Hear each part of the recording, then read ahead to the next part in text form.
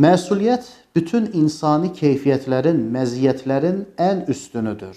Çünki insan məsul olmasa, bir çox şeyi rahatlıqla edə bilər. Qısacası, ən böyük məsuliyyətimiz yaxşı bir insan olmaqdır. Dəyər, insan cəmiyyətini tənzimləyən, onu idarə edən bütün düşüncə, his, duyğu və davranışların tamamına deyilir. Dəyərlər dedikdə bizim ağlımıza iki istiqamətdə dəyər gəlir. Bunlardan birisi milli dəyər, bir digəri də mənəvi dəyərdir. Milli dəyər bir millətin, xalqın, toplumun, ulusun, cəmiyyətin bir arada olmasına, bir yerdə toplanmasına, onların birlik, vəhdət və bərabərliyin qorunmasına yönəlmiş olan dəyərlərdir. Milli dəyərlərimizin başında əlbəttə ki, bayraq, himn kimi, gerb kimi mötəbər dəyərlər gəlməkdədir. Sadəcə bunu demək kifayətdir ki, Vətən müharibəsi zamanında Azərbaycan xalqı məhz milli dəyərləri ətrafında bir oldular və bu bizim gücümüzü, bizim qüdrətimizi dosta, düşmənə göstərdi. Mənəvi dəyərimiz isə dinimizdir.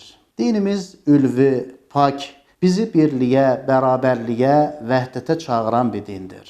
İslam dininin əsasında, kökündə elə birlik vardır. Həzrət Peyğəmbər sallallahu aleyhi ve səlləmin Məkkədən Mədinəyə hicrət edərkən ilk olaraq Qubada məscid tikdirməsi və orada cəmaatın namaz qılması İslamın birliyə, vəhdətə nə qədər önəm verdiyini göstərməkdədir. Bunu da qeyd edək ki, biz şəhidlərimizə, vətən uğrunda ölənlərimizə şəhid deyirik. Şəhidlik konsepsiyası məhz İslamda var olan, başqa hər hansı bir konsepsiyalarda mövcud olmayan bir şeydir. Sual oluna bilər, bizi bir yerdə tutan dəyərlərimiz var. Bu dəyərlərimizi necə qoruya bilərik? İlk öncə unutmamamız gərəkir ki, dəyərlər əlbəttə ki, təqva ilə qorunur. Çünki təqva olmadan dəyərlərin qorunması mümkün deyildir. Təqva nədir? Təqva ilk öncə insanın Allahı onu görməsini, Allahdan qorxmasını bilməsidir. Çünki